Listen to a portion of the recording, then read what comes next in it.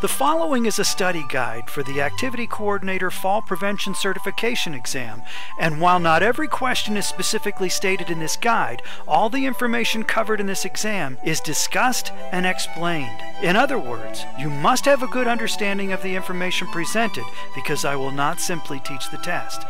So, if you're ready, let's get started. The inner ear is a miracle of architecture.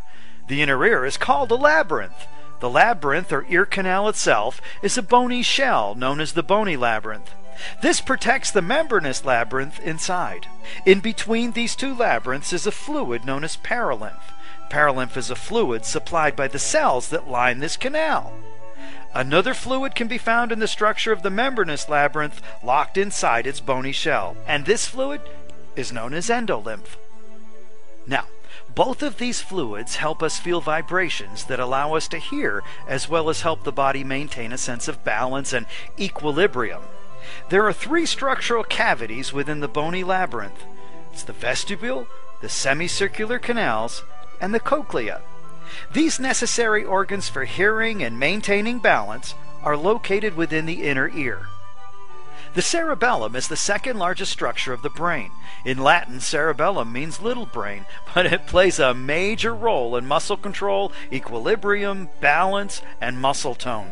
The cerebellum is part of the central nervous system and determines movement by influencing smooth muscle progression and timing between these movements.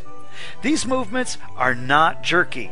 The cerebellum is about the size of your fist, and it's tucked beneath and behind the cerebral cortex of the brain. The cerebellum actually comprises more neurons or nerve cells than the rest of the brain put together, and it receives messages from about 200 million neurons throughout the body. That's a lot of information to process, considering that the optic nerve, which transmits continuous visual input to the brain, is only composed of about 1 million of the 200 million nerve fibers. Now, the brain does not understand proprioceptor language, but the cerebellum does.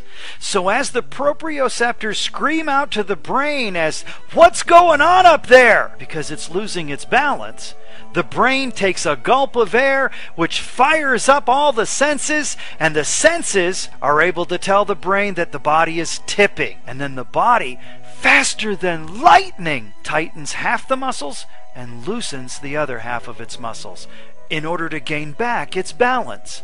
Now, these proprioceptors send their message to the brain, but if it wasn't for the cerebellum that's able to translate that information into a language that the brain can understand, the body would simply fall down unexpectedly. You see, it's the relationship between the proprioceptor and the cerebellum that allows the brain to understand what's going on with the body in relationship to space and the ground. And as I said in our discussion about proprioceptors, the faster that information can be sent to the cerebellum and then translated into the language that the brain understands, the more time the brain has to react to the fall. Now, the pathways that carry the messages from the proprioceptors to the cerebellum and then to the brain are called central and peripheral nervous systems. The nervous system serves as the body's control center and communications network. It reads, makes sense of, and reacts to changes in the internal and external conditions. These conditions are also known as the two categories for falls.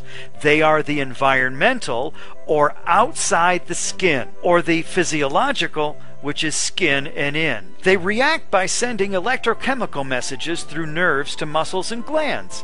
The brain and spinal cord are the central nervous system. The connecting nerves that flow out to other areas of the body serve as the peripheral nervous system. The different kinds of sensory receptors provide for things like taste, smell, sight, hearing, touch, and balance.